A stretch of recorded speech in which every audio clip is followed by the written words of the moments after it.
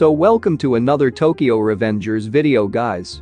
And yeah, today we're going to discuss the most thrilling and obviously the most important chapters of the spin-off, which are the last two chapters of the series. This is where they revealed so much information about the Utsuya Kaiten gang and Ryusi and the relation between those two. Also, this chapter has some dark and gore elements, which makes it extra special for us. In the beginning, this series had a lot of action yet funny sequences, which is very common in most of the series. But every series has some unique elements for itself. For series like Tokyo Revengers, the gang disputes and their involvement is the most important catch. And in this series too, we see a similar thing. Also, they finally introduced a new gang with some crazy people in it who are connected to Toman's 1st Division vice captain, Ryusi. He has so much burden on his shoulders, and for that, now he had to face life or death situation. So, before we talk about that, as usual guys, I would kindly appreciate it if you can drop a like on the video and consider subscribing to the channel. Let's go into the video now. Now the next chapter begins with peak suspense. While I was reading it, the chapter literally kept me on the edge of my seat. I was so anxious and anticipating what might happen in the next chapters. Because the storyline suddenly shifted from a very light mood easy to read to something that's brutally intense and dark. We see Chifu tries to find where Ryusi is. And he thinks Utsuya Kaiten has definitely to do something with Ryusi's disappearance. So now, he needs to find him as soon as possible.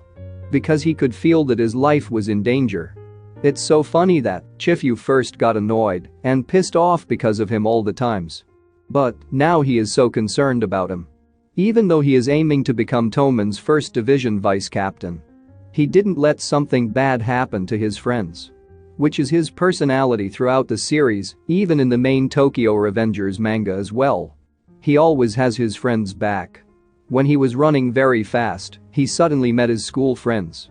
He explained the situation to them and what happened to Ryusi, since all of them are in the same class. After they heard Chifu decided to go to their territory alone, they also wanted to go with him. And they wanted to help him. Chifu got annoyed.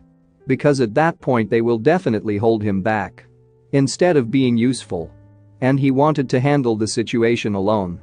But anyway, they all agreed to go together. And after they arrived at the Utsuya station, they started to look for him everywhere. But Chifu's plan was ask information about the gang from Utsuya Place thugs. Which is really dangerous, but he had already made up his mind to search and get back Ryusi. When he asked some middle schoolers gang, they started to make fun of him. But the moment Chifu mentioned Utsuya gang and Ryusi name, they became so serious and warned Chifu to leave this place. But yeah, Chifu didn't hold back, he beat all of them up as usual. Well, honestly, as a Chifu fan, I am really enjoying reading this chapters. Because his character is so good and they gave him so much more importance here. Also, we can see how strong he is. But unfortunately, those guys did not know anything about Utsuya Kaiten gang. So Chifu plans to split into 3 groups. If they ask one by one everyone, then it would take more time. And he didn't have any time to waste anymore. Because it's almost been 1 week since Ryusi kidnapping. Also, this scene is so funny. Because this guy decided to follow Chifu since he is the strongest enough to beat the whole gang. But in the end, it turned out to be the worst choice of his life ever.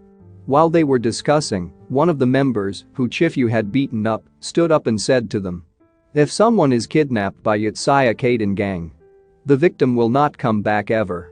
Because that gang is brutal, and every one of them is real crazy." Yeah, we even saw that Killer Bee gang, who wanted to join forces with Utsuya Kaiten gang, planned to kill Baji on the school campus itself. It's like they want to destroy everyone who is close to Ryusi. That's why Baji and Chifu were being targeted by them. After that, those guys ran away from that place. But Chifu suddenly started to be more concerned about all his friends who accompanied him here. Because gang fights always turned out to be a gruesome bloodbath. And he did not want that happen to his friends. Even then they were roaming around the enemy's territory, his friends still did not want to abandon him. Chifu starts investing more about the Uchiha Kaden gang. But everyone started to be afraid and tremble with fear on just hearing the name of that gang. Chifu starts to worry about everyone, and definitely this gang is really a very bad news. When Chifu was alone without any clues about them, someone comes to him and says he knows about the Uchiha Kaden gang. Chifu became so shocked. And that guy's behavior was so strange. When Chifu plans to tell his friends about this, he uses some kind of shock-generating machine on them, which made Chifu fall unconscious immediately. And then in the next panel, we can see his full face here. He is a new character in this story and, mind you guys, he'll play a very important role. Also, his true identity will be revealed at the end of the chapter. So keep watching it till the end. Anyway, Chifu didn't expect any of this. So he didn't have time for dodge the attack. After a few minutes, Chifu wakes up to find himself being tied up in Uchiha Kaden gang basement. Their basement is basically a batting center. And now this makes sense why the Killer Bee gang used bat when they tried to kill Baji in school. It's Uchiha gang who wants to destroy them. However, when Chifu wakes up, the next moment he becomes flabbergasted. Because one of his friends was also tied up and they were brutally beating him with the bat left and right. This scene was so dark. They were throwing the ball and hitting that ball with the bat, which directly hit their face. Seems like they did this more times before Chifu woke up. His face became more swollen than before. I'm just thinking, how can someone be this heartless and brutal? Chifu asks them to stop doing that. But they keep hitting the ball to his face over and over again with the bat. If this continued for long enough, it might even lead to his death at some point. Chifu became so nervous and was guilty. But that's not all, because the most shocking news was waiting for him. That guy enjoyed playing this murder baseball, and just like every gang members said, they were indeed literally crazy peoples. But when Chifu keeps shouting at them, they decide to change players. Then they called Ryusi. He was in the worst state ever. His face and body were in the worst condition. This series really gives the main series vibes so many times.